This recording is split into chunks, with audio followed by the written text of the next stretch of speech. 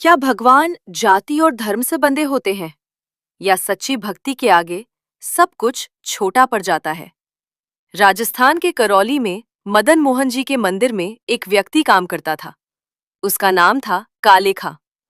वह मंदिर में झाड़ू लगाता था। यही उसकी जीविका थी।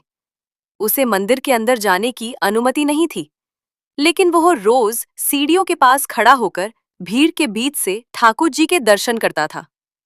धीरे धीरे यही दर्शन उसकी आदत नहीं, उसकी भक्ति बन गए। अब वह सुबह मंगला आरती से लेकर रात की शयन आरती तक मंदिर में ही रहने लगा। घर पर उसकी पत्नी और परिवार वाले उसे ताने देते, अपने खुदा को भूल गया है, पत्थर को पूजता है।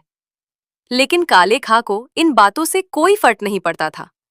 उसके लिए अब सबसे बड़ा सुख ठाकुर जी के दर्शन थे। एक दिन उसने मंदिर में खड़े होकर प्रार्थना की, हे ठाकुर जी, मुझे आपसे कुछ नहीं चाहिए, बस मेरे घर में शांति कर दो, एक संतान दे दो, ताकि परिवार वाले शांत हो जाएं और मैं आपकी भक्ति में मन लगा सकूं। कुछ समय बाद उसकी पत्नी गर्भवती हो गई। यह देखकर सब चुप हो गए। कालेखा खुशी से कहने लगा, ये संतान मेरे मदन मोहन जी की कृपा है। समय बीता और उसका एक पुत्र हुआ। जब वह बच्चा 8 साल का हुआ, एक दिन वह यमुना किनारे खेल रहा था। अचानक एक सांप ने उसे डस लिया। वह वहीं गिर पड़ा। उसका शरीर नीला पड़ गया। यह खबर उसकी मां को मिली। वह रोते हुए मंदिर पहुंची और बोली, चलो जल्दी, हमारा बेटा मर जाएगा। लेकिन कालेखा उस समय ठाकुर जी की आरती में लीन था। उसने कहा, जिसने दिया है वही बचाएगा। जब वह वहां पहुंचा, ओझा ने देखकर कहा, अब कुछ नहीं हो सकता, बालक मर चुका है। यह सुनकर उसकी पत्नी ने बेटे को उठाया और मंदिर के द्वार पर रख दिया। वह चिल्लाने लगी, कहते थे भगवान ने दिया है तो अब जिंदा करके दिखाओ।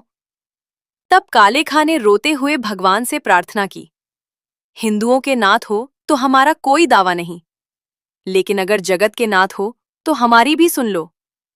जैसे ही उसकी आंखों से आंसू गिरे, वैसे ही चमत्कार हुआ। मृत पड़े बच्चे का शरीर धीरे धीरे ठीक होने लगा। उसने आंखें खोली और उठकर बैठ गया और बोला, अब्बा, वह बालक कहाँ गया जो मेरे पास खड़ा था? सांवला था, सिर पर मोर मुकुट था। यह सुनकर सब समझ गए। स्वयं भगवान कृष्ण ने आकर उस बालक को जीवन दान दिया था। तब से आज तक उस मंदिर में यह पंक्ति गाई जाती है, काले के बेटा को जब काले ने खाया, काले की कविता सुन बेटा जीवायो। जय श्री मदन मोहन जी।